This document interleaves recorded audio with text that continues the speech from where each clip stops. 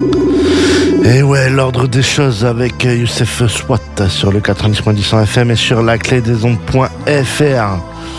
Et ouais, des bons texteurs ce soir sur la clé des ondes. On essaie de passer quelques morceaux hip-hop et on est en contact avec Émilie qui est avec nous. Salut Émilie, comment tu vas? Salut Alban, ça va et toi? Ben écoute, ça va nickel, hein. Il fait un peu moins chaud que les dernières semaines, donc le studio il est, on va dire, agréable à vivre. Et puis il y a plein de petits projets qui s'annoncent, tu vois, pour les temps futurs, avec notamment Sandrine pour lui apporter un soutien, on va dire de communication et autres pour les handicaps invisibles. Donc tu vois, je suis toujours en train de programmer sur les mois à venir, enfin sur les même les semaines à venir, j'ai envie de te dire, pour essayer d'aider les gens à trouver des solutions. C'est bien, oui. On n'arrête pas. Et toi, comment ça va surtout? Eh ben, ça va, merci. Il y a des hauts, des bas, mais on avance bien aussi. Donc voilà, on a eu le professeur de nouveau en visio et qui nous a donc confirmé que le professeur Laureau allait dater du coup pour nous faire venir à Paris pour faire du coup les autres examens. Et parce qu'on commence à s'inquiéter aussi de savoir si on va y aller ou pas. Et c'est vrai que ça s'avère un peu compliqué de pouvoir programmer et puis de pouvoir avoir tous les spécialistes les jours où on ira, quoi. Donc c'est plutôt positif dans le sens où on va pouvoir faire les examens pour savoir pourquoi ces neutrophiles sont détruits. Ouais. Et puis on a eu aussi pas mal de choses concernant donc Gabriel. Donc il a des problèmes au niveau de peau, donc dermatologiquement il va faire remonter l'info puis demander à un de ses confrères avec qui il travaille pour soigner ce qu'il a au niveau de la peau. Et il aurait aussi ce qu'on l'a emmené voir un dentiste pédiatrique donc à Besançon. Et du coup, ils ont trouvé qu'il avait le frein de la langue courte et une glossoptose, donc la langue vraiment rétro en arrière pour déglutir, donc ça le gêne. Donc on va voir un stomato et pour voir étudier la morphologie de sa bouche en fait pour lui permettre de, s'il y a quelque chose à faire, des soins, quoi. Et ça, et puis du coup on a fait le génome, ça y est. Ah. Donc il y en a pour 10 mois. D'accord. De recherche. Et on nous a refusé l'instruction à domicile. D'accord, et comment ça se fait ça? Parce qu'en fait ils ont trouvé que c'était pas nécessaire à leurs yeux que l'enfant reste à domicile. Donc pour eux il vaut mieux qu'il aille à l'école. D'accord, pourtant avec la pathologie qu'il a, il serait peut-être plus à l'abri dans un premier temps, le temps d'avoir les résultats, on va dire, les résultats de santé et de se dire c'est bon, il peut réellement aller à l'école une fois que ses problèmes de santé sont déjà trouvés et en cours de soins peut-être. Nous on entendait de cette oreille-là, mais a priori en discutant avec le professeur et donc les autres médecins, ils nous disent qu'il sera de toute façon exposé et très probablement donc il faudra l'évincer lors des épidémies fulgurantes pendant l'hiver, pendant les périodes hautes d'épidémie, parce que Gabriel il peut être autant fragile, voire être vraiment très touché par la maladie. Ça peut être fatal, donc il faut qu'on l'emmène à l'hôpital s'il fait de la fièvre. Ça a été dit, ça a été noté noir sur blanc. Il a refait un certificat médical, donc on n'aura pas l'IEF, mais par contre, l'éducation nationale et les enseignants vont être avertis de ça. Donc tout va reposer sur leur obligation personnelle et professionnelle à eux.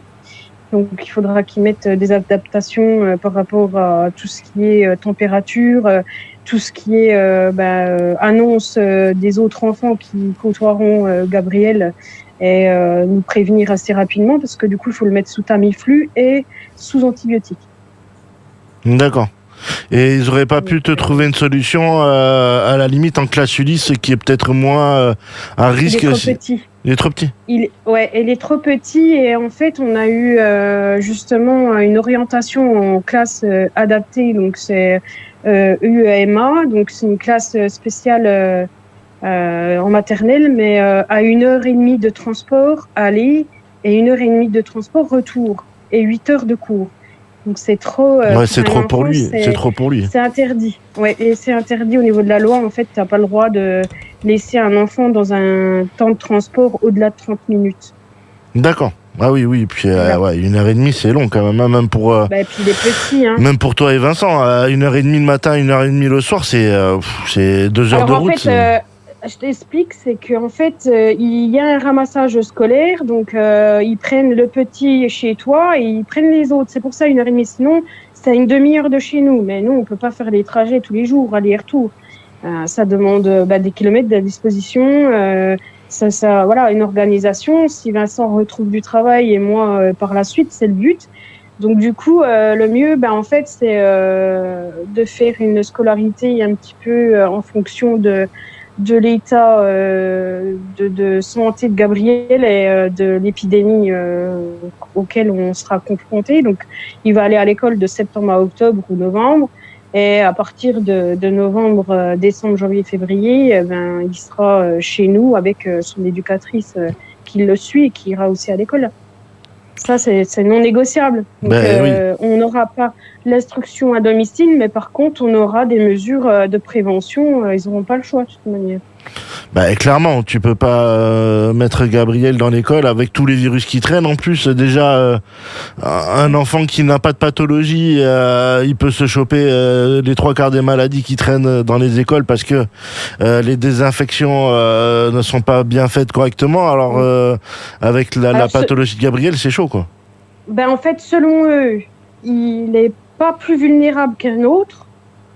Mais par contre, s'il est touché par un virus comme la scarlatine ou la pétigo, ça peut lui être fatal si on ne réagit pas tout de suite, s'il ne voit pas un médecin tout de suite et si on n'y donne pas l'antibiotique qu'il faut.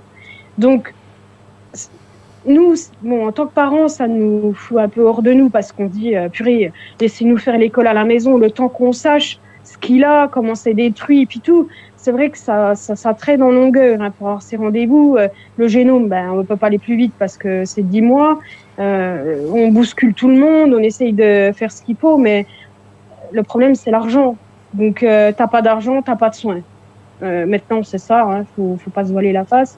Donc, on arrive dans une guerre où tu peux pas te soigner comme tu veux.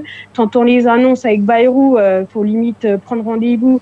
Vraiment, quand tu es malade au pire de ton état de toi-même et puis être soigné, on nous demande de faire des restrictions à la Sécu. Là, j'ai pas eu de remboursement des transports. Il faut les demander. On nous dit non. Après, on a monté cette association, mais c'est pas à l'association de couvrir tous les transports. C'est à l'État de réagir depuis le début, en fait. Tu vois? Ouais, mais l'État, il s'est mis dans un état, comment te dire, de ce que je pense, un état de guerre. Parce qu'ils se sont aperçus que depuis 15 ans, l'armée était le ministère, on va dire, pauvre du pays. Ils le savaient déjà, exactement. Oui. Parce qu'en 2014, quand il y a l'attaque sur de la Russie, là, sur le petit truc là qu'ils ont pris là, c'est pas Sochi, c'est je retrouve pas le nom, je vais regarder. Mais depuis 2014, la Russie cherche à agrandir, si tu veux, à je pense, retrouver une forme de URSS à l'époque, là. Oui, mais en France, c'est bien la Crimée, voilà. Oui, la Crimée. Mais en France, c'est bien Macron, au premier quinquennat, qui a tout régressé et puis tout démoli au niveau de l'armée.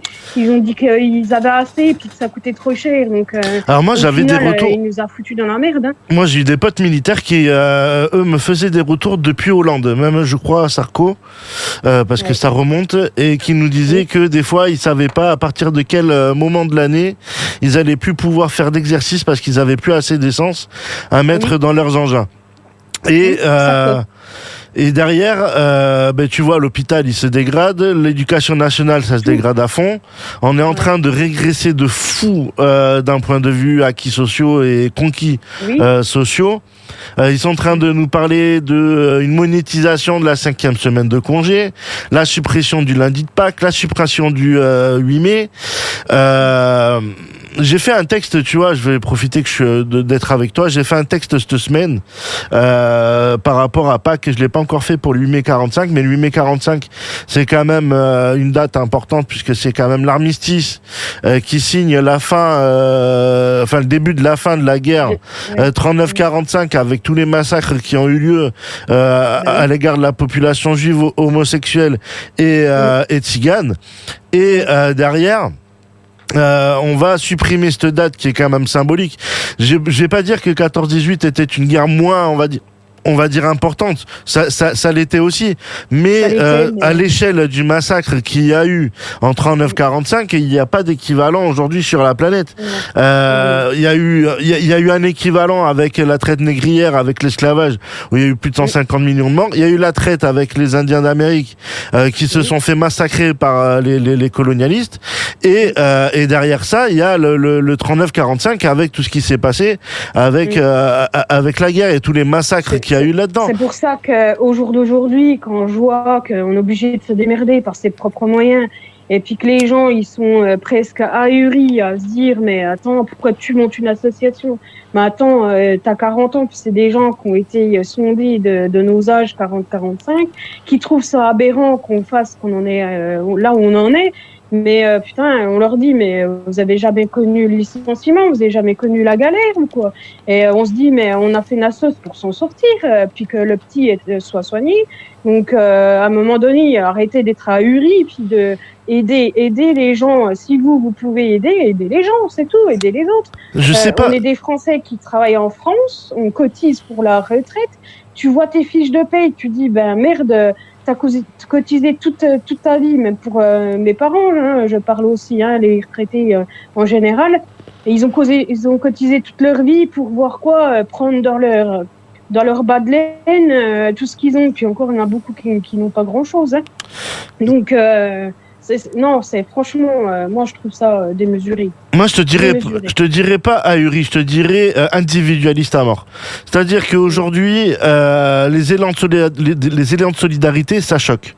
Quand j'apporte, tu vois, quand j'essaye de faire péter des infos sur la radio, nous, on est en lien depuis à peu près 4 mois, grâce à Mika.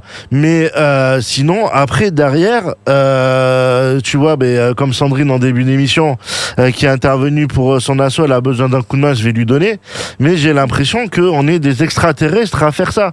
J'ai l'impression qu'on est devenus des pas des zombies, mais presque, tu vois, des espèces d'aliens qui débarquent, parce que aujourd'hui, quand tu vois les magouilles politiciennes et associatives dans l'entraide envers les gens, tu bugs. Tu peux pas laisser 1000 balles à un retraité parce que il est pas actif. Il a besoin de manger correctement, il a besoin d'avoir des soins. Tu peux pas le laisser en galère. Tu peux pas laisser une personne en galère d'un point de vue sanitaire. Non. Puis quand tu regardes, ils sont tous trompés, soit dans des détournements de fonds, soit agression sexuelle ou viol. La plupart des politiciens, tu te dis, mais puis même détournement de fonds. Et puis c'est ceux qui te disent, vous exagérez, on va vous aider. Mais que dalle, personne, à part vraiment le maire de Valentini, là où on est, qui nous a vraiment aidés. Le mot aider a été utilisé et à son bon escient. Mais franchement, sinon, les politiciens, mais que dalle, il n'y a personne qui nous a levé le petit doigt pour nous dire, tiens, vas-y, je viens, montre-moi tes papiers, qu'est-ce qu'on peut faire? Et je vois là, tout est fait de magouille, même la MDPH, qui n'a pas pris comme il faut en considération le petit. On a le droit à la PCH normalement. Eh ben, ils nous l'ont refusé. Ils nous ont refusé la PCH alors que le petit ne s'habille pas tout seul, ne mange pas tout seul. Normalement, à 3 ans et demi, un petit de cet âge-là est un peu autonome. Il n'est pas propre, il a encore des couches et puis tout. Il n'arrive pas à manger, comme je te disais, parce qu'il a un problème au niveau bucco-dentaire. Donc, c'est des repas moulinés, c'est tout le temps sur la route. Les gens s'imaginent pas, mais les journées qu'on passe, c'est H24 avec une surveillance constante Donc le matin, le soir, la journée, il faut l'emmener voir les spécialistes. Donc tout ça, ça demande aussi de la disponibilité. Hein. Il y a eu 211 milliards de partagés au moment où il y a eu les annonces faites par Bayrou aux actionnaires. 211 milliards, c'est pas une blague. Hein. Tu vas sur Google, tu tapes 211 milliards actionnaires et c'est un truc de malade. Mais moi, j'arrive plus à comprendre parce que tu vois sur ouais c'est ça 211 milliards qui ont été distribués. Enfin c'est de l'argent, c'est même pas les actionnaires, c'est de l'argent qui a été distribué par l'État aux entreprises sans demander de garantie ou sans avoir un retour de savoir qu'est-ce que ces 211 milliards vont permettre de faire à ces entreprises. Donc on suppose qu'il y a de la redistribution avec notamment les actionnaires. Mais tu vois, ça me rend fou parce que tu vois, la semaine dernière, on était aussi sur une situation complexe avec Stéphanie où son enfant n'a pas accès à une classe Ulysse et ils sont 4 parents dans cette situation-là où il y a 2 classes Ulysse disponibles sur 2 autres collèges puisque les enfants rentrent au collège, ils rentrent en 6e. Et on leur répond oui mais on sait pas, on comprend pas, on peut pas, on machin. Ils savent bien d'où vient le problème. Hein. Si le problème vient pas d'en bas, il vient d'en haut. Donc, on a eu les retours avec le cabinet de Brigitte Macron qui renvoie la balle aux ARS. Les ARS renvoient la balle à la MDPH. Donc il y a bien eu un leurre qui s'est passé pour notre dossier. Donc la MDPH, donc il faut qu'on refasse notre dossier alors qu'il a été constitué l'année dernière. Il n'a pas été pris en charge assez décemment comme on l'a expliqué. Donc là, on va tout remettre les éléments, puis il faut que ça repasse en commission, on va réattendre encore une fois. Et puis là, on nous a dit très clairement, on s'est foutu de nous de l'envoyer en UMA de l'autre côté de Belfort avec 1h30 aller, 1h30 retour. Là, on nous a dit, mais c'est interdit par la loi, il est trop petit, on peut pas faire autant de trajets. Tu te dis, mais putain, où on va, quoi? En fait, il y a même pas de structure en fait pour les personnes autistes, mais pas un autiste canaire, on n'a plus le droit de dire ça, mais t'as l'autiste canaire, puis t'as l'autiste de l'autre côté des plus intelligents. Oui, voilà, Asperger, merci. Asperger, ouais. Et du coup, ceux-là, en fait, on leur met dans l'école publique avec une ASH, si, il y en a, parce que le problème, c'est ça aussi. Il n'y a pas assez de postes d'ASH. Comme il n'y a pas assez de postes d'enseignants, même lui, il va passer dans sa classe chez les moyens avec des moyens grands. Ah oui. Les petits avec des petits grands. Et donc des classes doubles et puis voire triples en école primaire pour ma gamine. Donc tu te dis mais où on va quoi? Ça se dégrade, les gens ils voient pas, ils se rendent pas compte.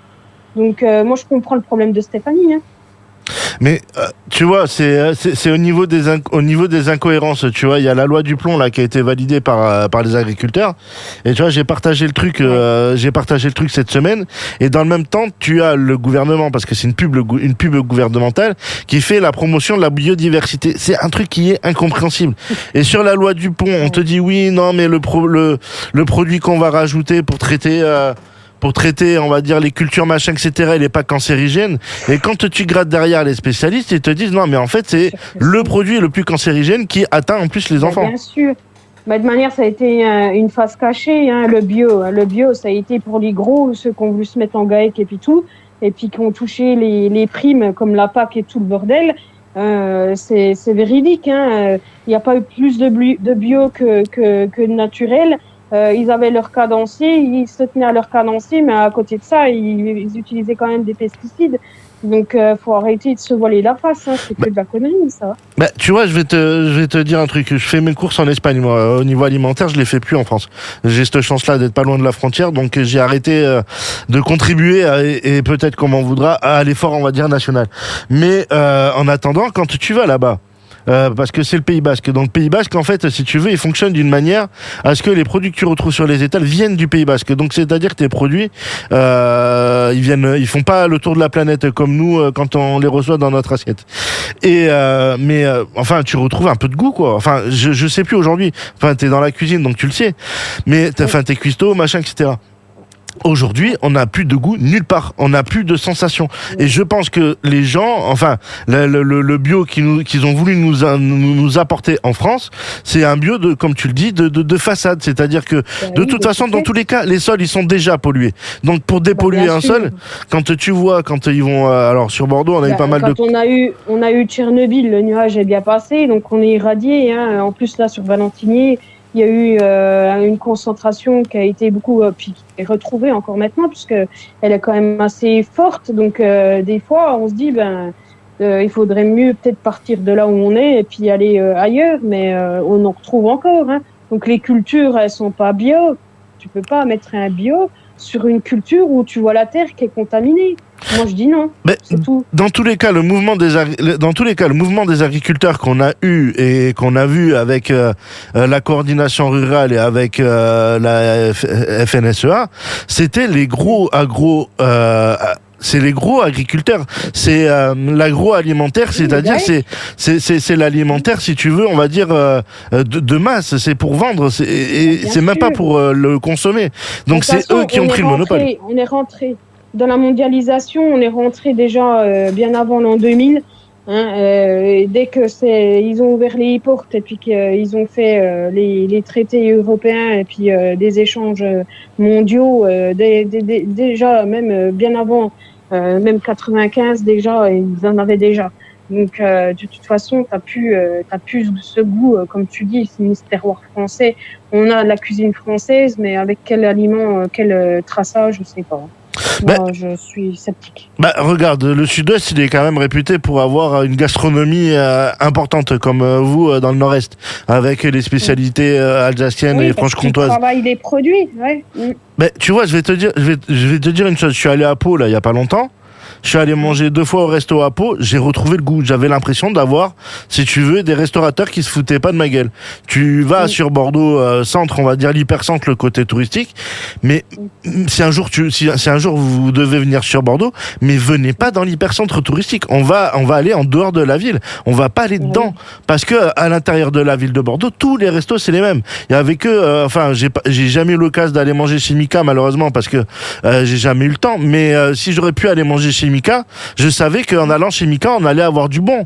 Et quand il avait son resto, et je faisais confiance, j'aurais fait confiance à Mika à ce moment-là parce que je savais que c'était de la qualité. D'ailleurs, quand on avait eu les incendies. On avait eu les incendies de forêt. Il avait voulu proposer des repas pour les pompiers avec moi quand on était mobilisés sur les incendies de Landiras.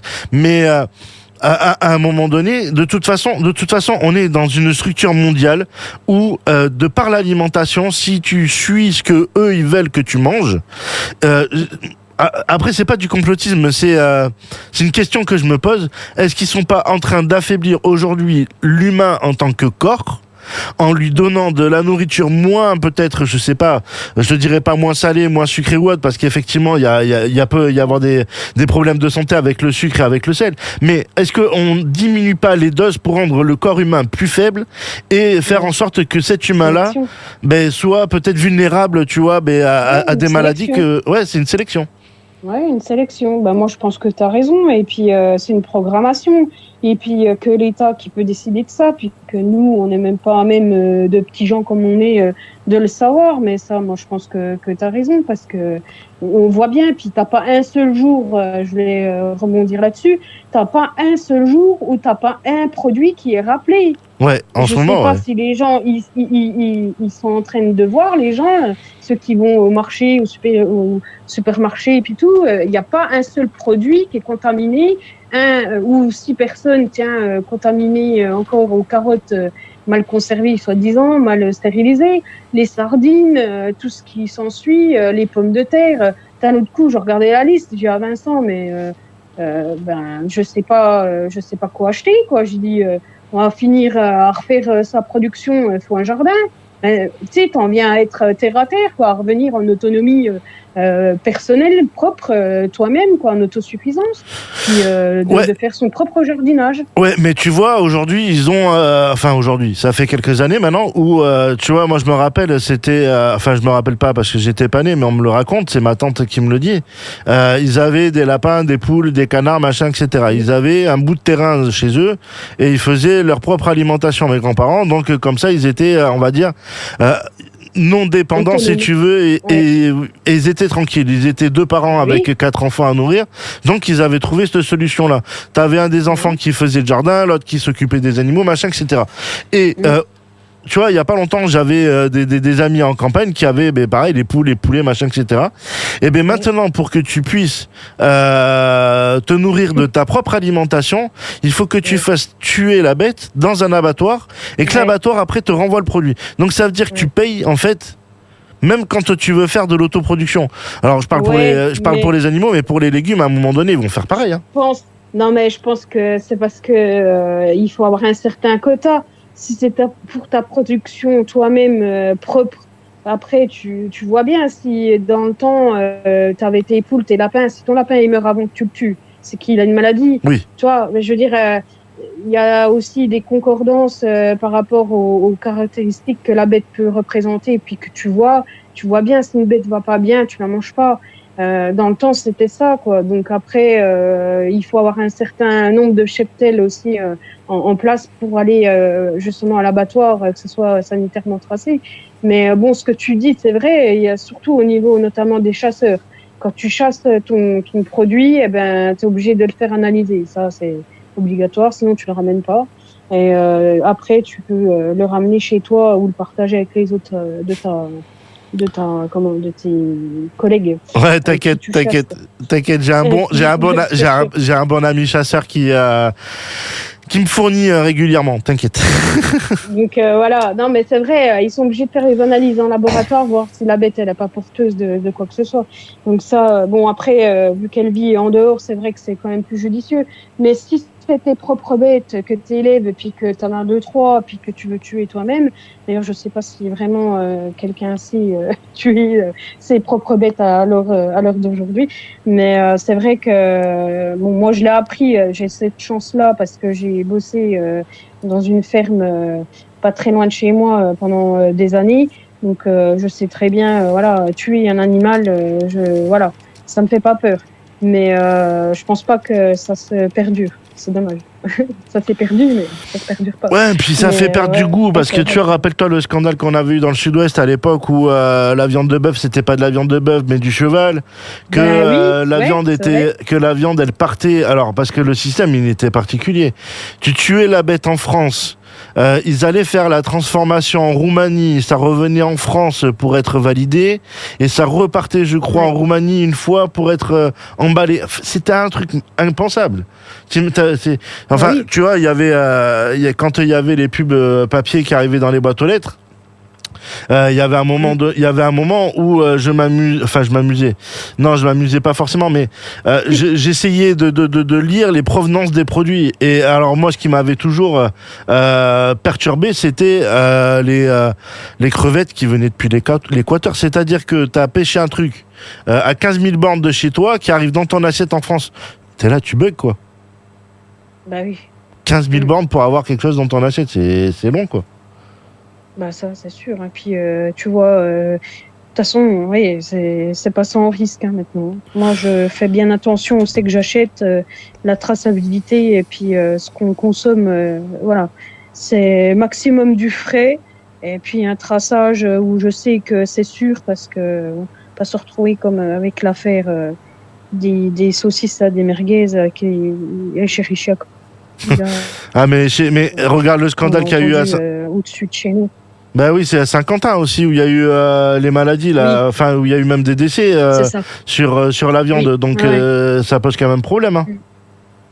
Ouais, parce que les gens ils s'en sortent pas, puis sûrement que ils ont voulu faire ça en off, et puis produire pour vendre plus, et puis ça s'est malheureusement mal passé, mais et puis la condition de conservation peut-être, mais à mon avis il n'y a pas que de la viande. Hein. Bah, Donc on verra, hein. Mais bon, c'est malheureux, la gamine elle est morte, quoi. la gamine est morte et derrière, y a pas de condamnation. Ils ont fermé les 6 boucheries, mais elles vont réouvrir une fois que tout sera nettoyé et puis ça recommencera. Bah oui. Donc moi, c'est vraiment particulier. Mais tu sais, plus tu appauvris ton peuple et plus malheureusement le peuple il se sert ce qu'il peut pour manger. Et je pense qu'en allant dans ce qu'ils appellent le discount, alors tout le monde trouve merveilleux certaines fois les produits qu'il y a dans les discounts, machin, etc. Mais faut arrêter avec Ça, les c'est discounts. limite. Ça, c'est limite parce que tu regardes, tout le monde trouve, ah ben oui, t'achètes tes habits sur Shine, ouais, ben viens pas pleurer si t'as plus une boutique au centre-ville, hein, parce que à cause de la fast fashion, qui sait qu'a engendré ça, je suis désolée, mais c'est Internet, hein. Internet, le vite, le porter, le remplacer, ça te plaît pas, tu renvoies. Moi, je suis pas d'accord. C'est vrai que je suis très chauvin, mais chauvine du coup pour dire les termes exacts. Mais c'est vrai qu'on se dit, moi, je préfère m'acheter peu, mais un peu plus cher, et puis au moins l'avoir pour plus d'années que de changer tous les jours, puis se dire, tiens, j'ai renouvelé ma garde-robe, qu'est-ce qu'on en a à foutre? Je veux dire, après, personne te regarde. Le moment que t'es propre, tu laves tes habits, t'as pas besoin d'avoir une garde-robe qui fait 3 placards, quoi. Je veux dire, je sais pas. C'est la façon de penser. Mais... Ouais, et puis tu peux faire aussi du recyclage. Tu vois, j'ai vu un truc là passer. Alors je sais pas si c'est... je sais pas si c'est dû à la baisse des budgets au niveau des associations, mais il y a les bornes relais où tu pouvais mettre le linge dedans qui menace, enfin qui laisse supposer que dans 2 semaines ils pourront plus faire les collectes. Donc c'est quand même chaud patate aussi de pas permettre aux gens de pouvoir comment te dire, s'habiller correctement et de pouvoir bénéficier de fringues pas chères. Mais je pense tu sais que il y a eu un reportage là-dessus avec justement les bancs de relais là, ouais. parce que du coup tu mets tes habits qui sont fichus normalement donc dans ces bennes, faut pas croire que ça reste en France, hein. La plupart sont envoyés en Inde et puis tout, c'est ça qui fait les pollutions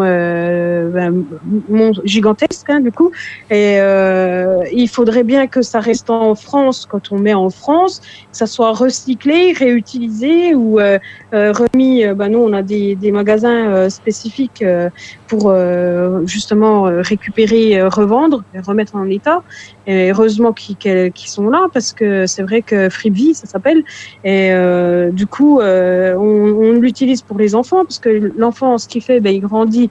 Les habits, ceux qu'on achète des neufs, qu'on a les moyens de s'en acheter des neufs, ils les utilisent très peu, ils sont très peu foutus normalement, parce que si tu tâches puis que tu détaches pas, mais tout ce qui est puériculture, moi je trouve ça vraiment dobo et inutile de racheter du neuf quand tu peux racheter de l'occasion et puis que tu peux réutiliser. Encore une fois, la poussette qu'on a, c'est une poussette qu'on nous a donnée pour enfant, et que du coup j'ai pas acheté, mais que là du coup elle est en train de rendre l'âme, donc du coup c'est vrai qu'on en cherche une.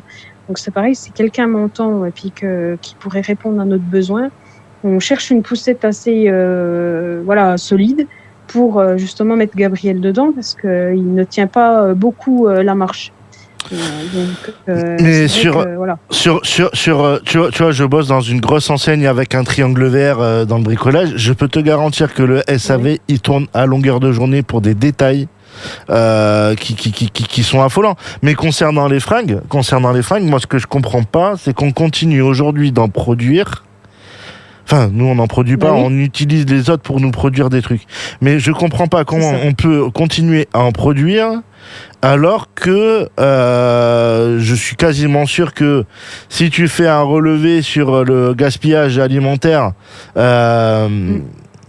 le gaspillage vestimentaire, pardon, je suis quasiment sûr que tu as moyen de rhabiller les autres personnes derrière. Mais bien sûr. Et puis en plus, on les prend pour des cons en Inde, puisque du coup, on leur donne des fringues que eux-mêmes ils fabriquent. Donc c'est un peu malvenu quand même. Non. On avait vu ce reportage, on était vraiment purée dépité. On s'est dit, mais un Dieu, ça sera quoi qu'on foute dans les bennes à relais. J'ai dit, si c'est pour partir là-bas, tu te rends compte, le transport, ça arrive là-bas, c'est un amoncellement d'habits, ils savent même pas quoi en foutre, ça erre sur les plages, dans les mers, puis tout. Tu te dis, mais c'est pas possible, on rêve, quoi. Non, mais des hydrocarbures, des PFAS, de toute façon, le monde s'empoisonne, hein, c'est tout. Hein. Ah, mais on empoisonne le monde avec notre consommation, et derrière, après, c'est les pays les plus pauvres qui en subissent les conséquences. Il suffit de voir les montagnes d'ordures à Madagascar. Hein. Ouais. Tu vois, si tu fais un tour du monde, t'as les ordures à Madagascar, t'as l'Inde, les eaux, elles sont tellement polluées qu'ils peuvent même pas boire un verre d'eau. Tu vas au Bangladesh, c'est pareil. Mais c'est la surconsommation qui tue les gens. Et tu vois, sur l'alimentaire, et le problème de l'alimentaire, c'est que à force d'aller dans ces discounts-là, les gens ils y courent. Et donc du coup, vu que ça marche, ils en mettent un peu plus. Ils mettent un peu plus de magasins à chaque fois, un peu partout. Et voilà. Mais je pense que voilà, il va y avoir un bug, et c'est pas possible. Avec ce que Bayrou vient d'annoncer, il va y avoir un bug. On est le 3e hôpital de France avec Pellegrin, ou des fois le premier, et il y a des fuites d'eau partout dans l'hôpital, machin, etc. Ils ont enfin décidé de débloquer de l'argent pour rénover l'hôpital. Et derrière, ils vont faire construire des toilettes et des sanitaires à 40 000 euros pour les cadres. T'es là, tu bugs, mais 40 000 euros pour des sanitaires, on n'y reste pas une vie dans un sanitaire, on y reste 10 minutes. Non. Ouais, c'est comme nous, hein, on a un centre d'oncologie sur Montbéliard. On veut nous l'enlever. C'est un super bon centre, franchement. C'est proche de chez nous et c'est tout ce qui nous reste. On n'a plus d'hôpital, ça a été centré sur Belfort. On veut nous l'enlever pour le foutre à Belfort. Mais tu te dis, mais attends, il fonctionne ce site. C'est un site qui est vraiment perché au-dessus de Montbéliard. C'est un écrin de verdure où les gens qui sont malades peuvent sortir, peuvent respirer un petit peu l'air sans avoir l'accommodance des pots d'échappement et tout le cirque. C'est vraiment un bon centre. T'as tout à côté, t'as les IRM, les scanners et tout. Ils disent que, soi-disant, il y a trop de déficit et qu'il faudrait tout rattrouper là-bas, centré sur Trévenans. Mais nous, on n'est pas d'accord. Laissez-nous notre service d'oncologie là où il est. On n'a plus rien déjà. Après, vous allez refaire quoi? Vous allez reconstruire un truc privé parce qu'il faudra un parcours de soins de suite pour les gens qui habiteront Montbéliard et qui pourront pas aller à Trévenans. En plus, sachant que ça fera des transports donc professionnels, donc ambulances. Les ambulances, qu'est-ce qu'ils vont faire? Ils vont pas en transporter 4. Ils vont dire là un transport, donc ils vont facturer la prise en charge du transport. Le deuxième, ils vont le facturer alors qu'ils les auront pris les 3 dedans. Hein. Je connais un peu la poloche, donc ils vont prendre les 3 patients dedans, ils vont se faire facturer les 3 transports. Le déficit de la Sécu, il va venir de où? Il va venir de là, puis ça va être amplifié. Hein. Donc j'espère que là, les politiciens, ceux qui nous dirigent ici dans l'aire urbaine, vont se bouger puis qu'ils vont nous laisser notre service oncologie. En plus, on en a vraiment besoin pour nous déjà, qui sommes bien dans cette démarche-là, puis dans la prise en charge de mon papa pour la maladie. Donc moi je vois pas ma mère emmener tous les jours pour faire des rayons Trévenans sans être remboursée ou prendre un ambulancier parce qu'en plus il a Alzheimer, hein. Donc il faut le surveiller quand on le décharge, quand on le reprend. Donc ils vont pas le surveiller, hein. On a déjà eu le cas, il s'est évadé 2 fois de l'hôpital. Donc ça nous fait rire maintenant, mais c'était pas marrant à l'époque. Mais ils le surveillent pas, ils s'en foutent, hein. Nous, ils sont en train de ne pas permettre à Bagatelle, il y a l'hôpital Robert Piquet, qui est un hôpital militaire, qui est menacé de fermeture alors que on est avec un président qui veut nous envoyer à la guerre, donc ça paraît un peu surréaliste. Et à côté, tu as Bagatelle, qui est un hôpital qui à la base a été monté par les protestants sur Bordeaux, qui maintenant est complètement fini, hein, ils ont rénové l'hôpital et c'est très bien, qui maintenant n'a plus de budget pour poursuivre en fait ses activités.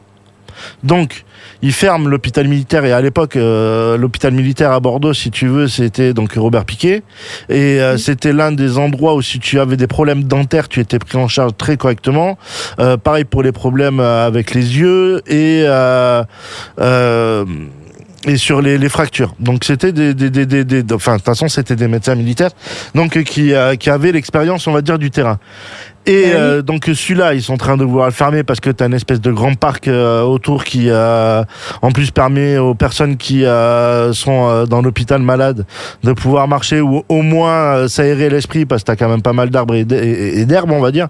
On a l'impression de dire que, enfin, quand je dis ça, j'ai l'impression de dire que c'est un exploit d'en avoir des arbres autour de soi.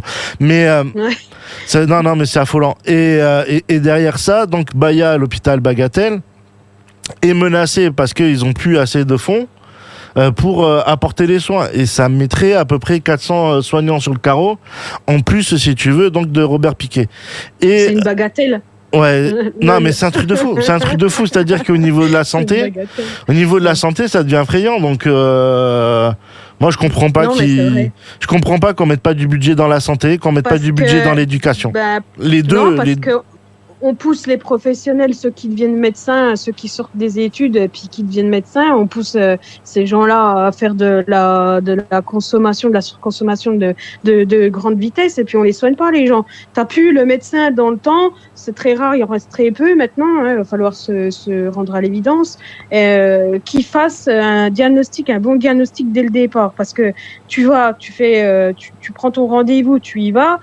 Il faut sortir ta carte vitale. On te dit, vous venez pourquoi? Tu dis, voilà, j'ai ici. Vous voulez quoi?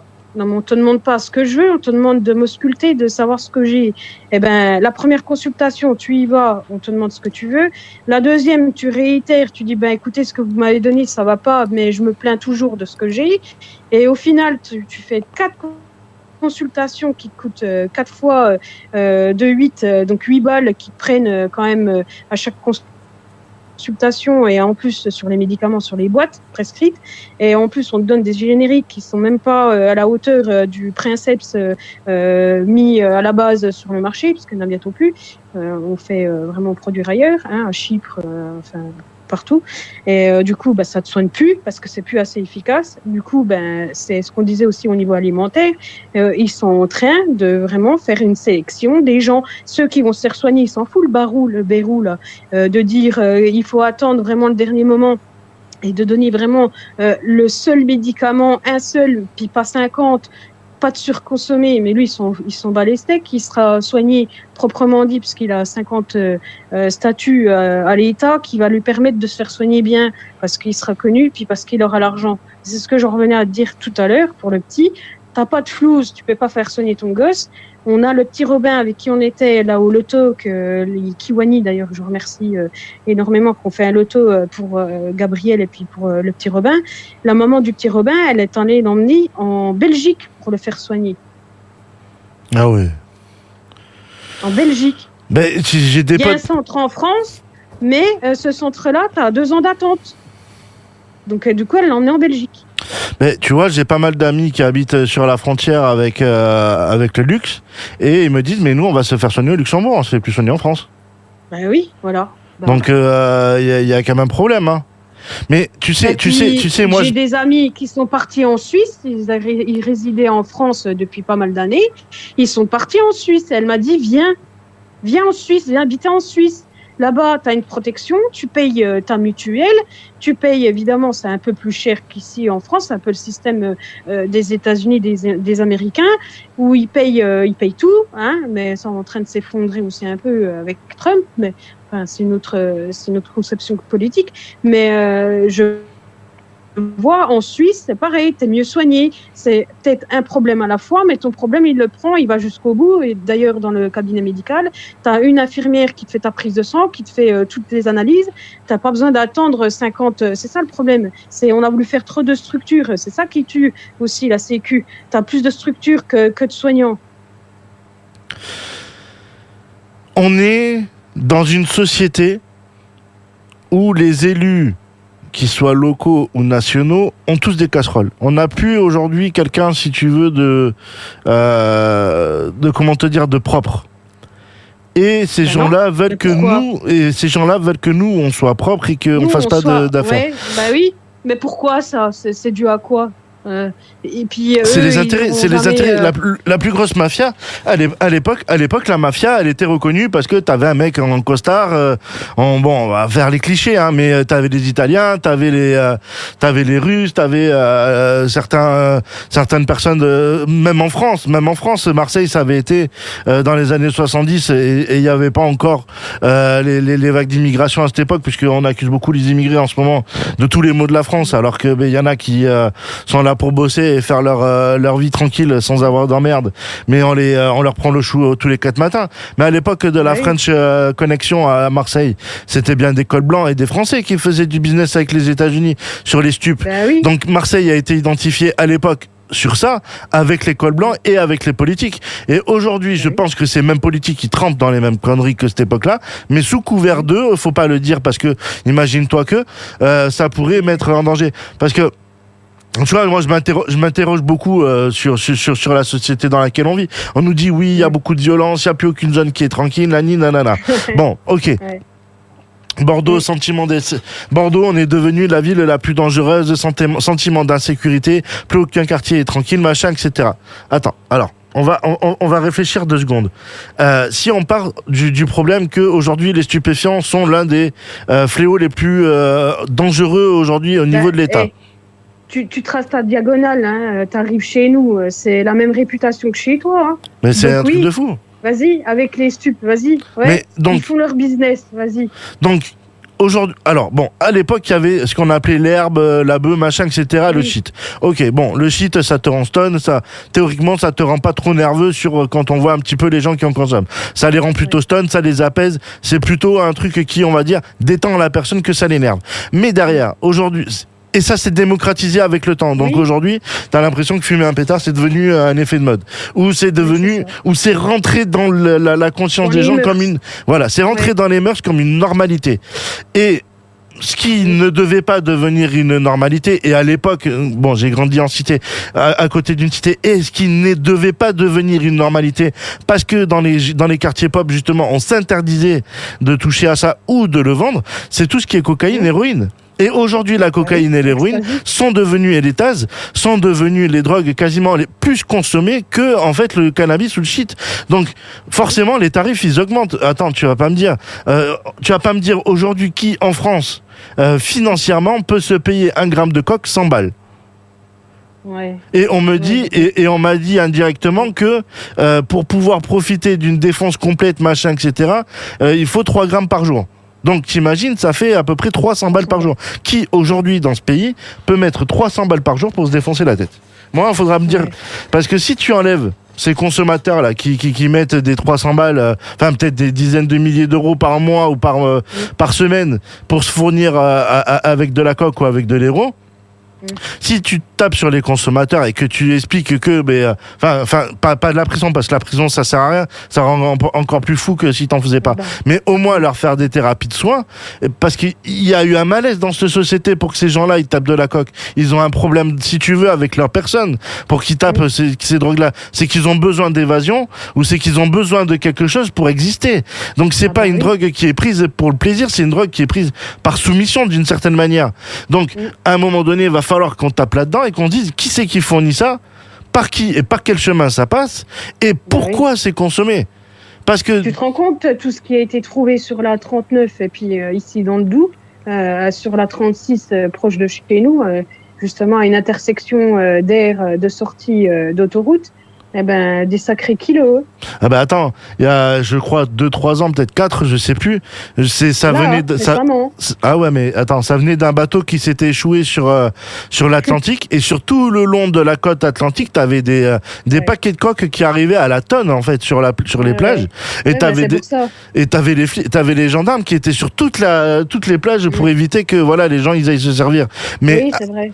Mais à un moment donné, qui a besoin de ça? Parce que c'est à l'échelle mondiale, je pense, c'est pas que local, mais c'est à l'échelle mondiale. Donc tu te sers de la personne qui est précaire pour te fournir ce produit-là, ça lui permet d'avoir un peu de pognon, donc ça se compte en milliards maintenant. C'est de là où cette violence sociale elle est arrivée, parce que c'est le nid. On en côtoie autour de nous, puis on le sait même pas d'ailleurs. C'est ça, c'est le nid qui, c'est pour moi le nid en fait du début de quelque chose qui pourrait être l'une des luttes. Gens bien placés, hein. Mais c'est que des gens bien placés, hein. C'est que des gens bien placés qui en tapent, hein. C'est pas, enfin moi. Qui te font encore la morale à te dire, mais pourquoi t'as fait une association? Mais c'est exactement ça, parce que, enfin, bon, moi, je comprends pas pourquoi on peut se défoncer comme ça. Je comprends pas le principe. Je pense que c'est des gens qui sont déjà malades, on va dire. Je pense que c'est des gens qui ont des pathologies, qui ont des malaises psychologiques, des pathologies, et qui se servent de ces stupes pour partir dans des délires. Il y a même un truc là sur Bordeaux qui a tourné là, qui s'appelle le chemsex. C'est une drogue qui multiplie ton plaisir au moment où tu as le rapport. Donc c'est qu'il y a des gens qui ont quand même des problématiques psychologiques pour consommer ces produits-là. Oui. Déjà, si tu veux, moi, je pense que si tu veux aplatir un petit peu cette société qui est tendue, tu commences par là, et comme ça te permet après de débloquer en fait ce qui se passe autour. Parce que ce sentiment d'insécurité, ça crée de la nervosité partout. La nervosité, ça crée de l'anxiété, tout ça. Et derrière, t'as un État qui répond pas, t'as un État qui est absent. De toute façon, c'est comme les affaires d'Etaram et puis ce qui s'est passé au niveau catholique. Je suis désolée, mais ça a été consenti. Je sais pas, mais à un moment donné, il faut que les gens se réveillent. Regarde, il y a quelques années, il y a peut-être 2-3 ans, j'avais vu un article sur un journal qui déclarait qu'il y avait 4 millions d'actes incestueux par an en France. Ouais. Donc déjà, rien que là, ça fait bugger. Après, comme tu dis, les affaires Betaram. L'autre, il arrive Premier ministre, affaire Betaram. Sa fille qui est trempée dedans. Est-ce que c'est juste une couverture pour dire ma fille elle est victime? C'est bizarre quand même aussi. Je sais pas. Ouais, c'est pas ça. Je pense que si tu veux, ces gens-là, ils sont sur la loi du silence. Tu sais, je vais te raconter, je vais parler sur un sujet. Tu vois, t'as des gens qui ont partagé des articles. Enfin, t'as des journalistes qui ont partagé des articles. Je crois que c'est la Dépêche du Midi, c'est en Occitanie, où t'as des gens qui ont été interrogés parce que en plein été, ils se plaignent du bruit de leurs voisins quand ils ont des rapports. D'accord ? Mais ces mêmes voisins, s'ils entendent une femme se faire cogner à mort par leur mari, ils bougent pas. Tu m'expliques ? Oui. Donc ils vont se plaindre. Ils vont se plaindre des voisins qui ont des rapports et qui font du bruit. Mais par contre, quand t'as une nana qui se fait défoncer, t'as plus personne qui bouge. Donc à un moment donné, c'est l'incohérence sociale. De toute façon, tu te mets dans n'importe quelle rue piétonne de n'importe quel pays maintenant, enfin de n'importe quelle ville de France. Tu peux pas rester fixe parce que t'as toujours quelqu'un qui va te rentrer dedans. Tu vois, je bosse dans un magasin. Je peux te dire qu'il faut que tu aies l'œil sur les clients, sur les produits, machin, qu'il y en ait pas un qui te prenne l'engin, que t'en aies un, enfin, tu bugs. Les gens, ils sont dans un bug total. Ouais, c'est vrai ce que tu dis. Donc, moi, c'est ce que tu vois, je profite d'avoir le micro et je le dis. Qu'il y ait des gens qui aient des rapports qui font du bruit, tant mieux, ils se font plaisir, c'est leur vie. Par contre, derrière, si t'as une nana qui se fait fracasser la bouche, stop. Stop, tu interviens, tu appelles les flics. Si t'es pas assez courageux pour bouger, parce que forcément peut-être que le mec en face il est plus fort que toi, t'appelles les flics et tu fais venir les flics. Mais l'entraide, même pour l'entraide vis-à-vis, je prends notre exemple, l'entraide sur un gamin que évidemment qui est difficile, tous les jours à vivre. On nous entendait pas mal râler avec et puis de pouvoir aussi le calmer, parce qu'il fait des crises. Au lieu de ça, ça vient nous critiquer par derrière ou que ça nous dit tu parles autrement à ton gosse ou tu fais attention à ce que tu dis ou à ce que tu fais. Au lieu de venir écouter aux portes puis d'interagir quand c'est pas le bon moment parce que il y en a un des deux gosses qui te répond, surtout la plus grande, et puis qu'on dit scout maintenant tu te tais, tu réponds pas comme ça. Viens plutôt toquer à la porte puis dire t'as besoin d'aide. Au lieu de dire fais gaffe, je vais te foutre les services sociaux, tu sais. Non mais on en est là. Tu sais, je vais te raconter, je vais raconter une histoire. Je vais pas citer les noms ni les prénoms parce que j'ai pas le droit. Il y a eu la procédure qui a été actée. Mais il y a à peu près 6 à 8 mois, j'ai été contacté par une personne que j'avais eue à la radio il y a quelques temps, qui s'est retrouvée dans une situation complexe. elle est algérienne, elle est en couple avec une personne occidentale et les débuts de leur relation sont idylliques. Donc ils ont 3 enfants de cette relation idyllique et la situation familiale se dégrade. C'est quelqu'un qui sur le département et sur la ville de Bordeaux est relativement connu et cette femme subit un V. Et de ce V, il y a la naissance d'un enfant, un enfant qui a des pathologies compliquées à gérer. Elle crée une association pour que cet enfant soit pris en charge et qu'elle puisse être aidée pour réaliser les souhaits de cet enfant et lui permettre d'avoir des accès à des soins comme toi tu le fais pour Gabriel. Et elle se retrouve sur une soirée. Alors elle est très entourée, elle est très mise en avant, elle est très entourée pour son association. Mais dès que cette personne qui est connue va en extérieur ou s'affiche dans le public, elle est hors champ. C'est-à-dire qu'il n'y a pas une photo d'elle, il n'y a pas une image d'elle qui fait que ah tiens c'est la maman de cet enfant-là, c'est une maman qui est très vaillante pour machin, etc. Et il y a à peu près 1 an. Elle me contacte parce qu'elle est victime de violences conjugales et que sur une soirée, elle a osé bousculer donc le mec en question et que le mec en question a appelé les gendarmes et que les gendarmes sont intervenus parce qu'il a crié tellement fort que les gendarmes ont interpellé cette fille-là. Cette fille-là a subi une procédure qui, enfin aujourd'hui, elle peut plus se loger chez elle, donc elle est obligée de galérer entre les hôtels, machin, et des fois elle dort même à la rue. Ils ont fait la procédure à son encontre parce que ce mec est connu sur Bordeaux. Ils n'ont pas fait une procédure à son encontre parce que c'était une femme. Ils ont fait une procédure à son encontre. C'est-à-dire que les services sociaux n'ont pas suivi. Le département n'a pas suivi parce que le département connaît donc le monsieur et que faudrait pas entacher la réputation de ce monsieur.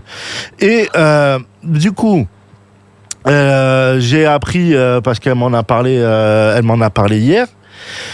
Qu'elle s'est retrouvée, parce que c'est quelqu'un qui a bossé en carrière sanitaire et sociale, elle aidait les personnes par rapport à quand il y avait des placements, etc. Donc c'était un peu quelqu'un qui, quand il y avait un placement qui n'était pas justifié, si tu veux, elle s'activait pour que l'enfant reste au sein de sa famille, contrairement à ce que la juge voulait décider par rapport à l'enfant. Elle s'est retrouvée la semaine dernière devant cette même juge à être jugée pour avoir bousculé le mec qui a eu à peine un bleu sur l'épaule. Il a eu 1 jour d'ITT à cause de ça. Donc bon, 1 jour d'ITT, c'est pas grand-chose. Hein. C'est comme même quand t'es malade et que t'as un rhume, des fois t'es en arrêt plus longtemps. Ouais. Elle a pris 8 mois ferme. Oh. Elle a pris 8 fois ferme et comme les prisons sont surpeuplées, elle aura le bracelet et elle peut... Elle n'a pas pu faire un truc dans l'autre sens en justifiant que maintenant, avec la loi des féminicides, justement, en plus c'était une juge, elle aurait pu contrer avec la juge d'aller dans son sens à elle, non ? Alors, enfin, je sais pas avec qui elle est représentée, mais... Alors, le baveux qu'elle a eu, l'avocat, il est d'une nullité parce que quand elle m'explique la chose, alors, elle est restée sur les fondamentaux parce que c'est quelqu'un qui a presque 50 ans, donc si tu veux, elle est restée sur les fondamentaux où, vu que elle est mariée, l'homme de la maison et, si tu veux, le patriarche d'une certaine manière du cocon familial. Donc, si tu veux, même aujourd'hui encore, elle estime qu'elle n'a pas, comment te dire, par rapport à ce ressenti-là, elle n'a pas à, comment te dire, cracher du venin sur ce mec-là. Pour elle, c'est lui qui a c'est lui qui a le livret de famille, donc c'est lui qui est le responsable de la famille.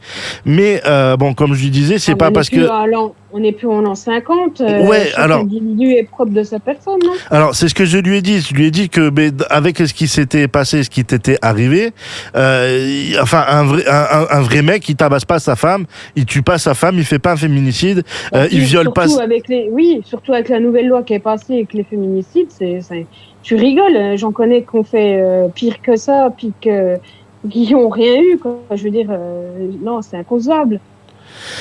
Eh ben, tu sais quoi, là, elle s'est pris tout l'effet inverse. C'est-à-dire que toute la procédure, parce qu'il était connu à la fois du département et qu'il est connu par voilà. les élus, machin, etc. Ça, faudrait pouvoir l'acter pour la défendre là-dessus, que c'est quelqu'un qui joue, qui a un enjeu professionnel et puis qui est connu, quoi. Il faut jouer sur ses relations. C'est pas normal. Ah mais attends, mais même moi, si tu veux, parce que bon, j'ai quand même les épaules assez larges, donc j'assume. Mais même moi, je peux pas. Même moi, je peux plus bouger par rapport à la procédure, vu que maintenant c'est acté. Et si tu veux, le problème, c'est que elle avait des documents qu'elle devait fournir, mais qu'elle a pas fourni, parce que justement, mais comme tu dis, elle est sur ses principes des années 50, en se disant oui, mais de toute façon, c'est lui le responsable du foyer, de la maison, etc. Donc vraiment avec un comportement à l'ancienne. Et du coup, moi, comme je lui ai dit, je fais par rapport à son activité professionnelle à lui, toi qui es d'origine algérienne, puisque c'est quelqu'un qui bosse dans un quartier populaire, toi qui es algérienne, tu lui as servi de clé d'ouverture envers les communautés pour qu'il puisse exercer son métier, et tu ne lui as pas servi, enfin, comment te dire, servir non, parce que ça serait outrageant de dire ça, tu n'as pas été sa femme, tu as été sa clé, si tu veux, d'ouverture, pour pouvoir intégrer des milieux qui, effectivement, n'auraient peut-être pas accepté cette personne-là en tant que telle. Il faut saisir la cour. Ah mais tu peux plus rien faire. Tu peux plus rien faire. Le dossier il est bloqué. Même les associations d'aide aux victimes, aux femmes, se sont presque mises contre elle, à part une qui a pris en considération ces requêtes. Les autres, vu qu'elles sont liées avec le département et la région, ils ont pas bougé. Ils ont pas bougé. La Cour des droits de l'homme. Et c'est les mêmes personnes qui aujourd'hui, dans les élus, qui sont allés faire une marche blanche là dans le Médoc parce que il y a eu un féminicide il y a pas longtemps. C'est ces mêmes personnes-là qui ont condamné aujourd'hui cette dame-là que j'ai depuis un an au téléphone. C'est ces mêmes personnes-là qui n'ont pas accompagné. Je changerai d'avocat, j'en prendrai un autre extérieur à la région et je me ferai représenter par un avocat d'une autre région. Et faire saisir, réouvrir le dossier, dire qu'il y a eu un manquement, et puis faire saisir la Cour des droits de l'homme. Je sais même pas si aujourd'hui elle aura la force. Je t'avoue que je sais même pas si aujourd'hui elle aura la force. Elle est arrivée à un tel niveau de désespoir que je sais même pas si elle aura la force d'aller jusqu'au bout. Je sais pas, t'as des droits, t'es en France, que tu sois algérienne ou pas. Elle bosse, elle est dans le territoire français, mais je sais pas. Ah, mais en plus elle est née ici. Et tu vois, elle me disait que à l'époque, quand il y a eu le mariage, son père et son frère s'étaient opposés à ce mariage-là parce qu'ils sentaient pas le mec et la personne avec qui elle se mariait. Donc déjà, même eux, ils étaient alertes, si tu veux, à cette époque-là, sur la façon dont lui, il traitait, il se comportait. Donc c'est vrai que, et tu vois, on en parle. Il y a des histoires qui me tombent, Il y a des histoires qu'on vient me raconter comme ça. Et je trouve que l'on est vraiment dans un monde fourbe, parce que tu vois, comme tu le dis justement, on parle derrière ton dos par rapport à l'asso, mais c'est normal que tu montes une asso, parce que effectivement, en montant une asso, tu peux toucher plus de personnes et tout ça. D'ailleurs, point positif, tu as une marraine. Oui, justement, j'allais en parler. Ouais, Emma, d'ailleurs, Emma Delamare, qui s'est présentée donc au concours des Miss, elle est Miss Belfort-Montbéliard. Elle va se présenter pour être Miss Franche-Comté, et si elle est élue Miss Franche-Comté, elle ira pour faire Miss France. Et du coup, elle a accepté très volontairement et avec gentillesse tout de suite notre demande. Donc elle est notre marraine de notre association. Donc contre vents et marées, le combat de Gabriel. Et c'est vrai que nous, on n'avait plus d'issue. Hein. C'est vrai que quand les gens nous disent pourquoi tu as créé cette association, nous, il faut savoir qu'on n'avait plus rien, on aurait pu perdre notre maison. Mon mari s'est fait licencier, c'est le 11e licenciement, parce que c'est que des prestataires dans l'automobile. Donc, comme l'automobile va mal, et puis que là, de toute façon, il reprendra pas dans l'automobile, je ne pense pas. Ça sera plus dans l'aéronautique ou dans le nucléaire. Et donc c'est mort pour l'instant. Donc voilà. Donc nous on est venu de rien. On a fait pour notre loulou. Je pense que n'importe qui aurait fait la même chose pour son gosse. Il n'aurait pas fermé les yeux. Puis on est loin d'être arrivé au bout parce que ça commence seulement pour lui. Donc on veut que ce soit le mieux pour lui, et justement pour pas réclamer n'importe qui, parce que de toute façon n'importe qui ne répondra pas à notre demande pour nous prêter de l'argent ou à part nous dire qu'il faut aller travailler. Tu vas travailler, mais t'en fais quoi de ton gosse? Donc c'est un peu le chat qui se mord la queue. Donc nous, au jour d'aujourd'hui, c'est pour aussi faire des versements à la recherche, dans des recherches en qui on a confiance. On reversera de l'argent pour les cancers pédiatriques, l'autisme, pour la recherche pour l'autisme et les maladies rares, parce que Gabriel est atteint d'une maladie génétique rare. Ah, mais c'est ça surtout.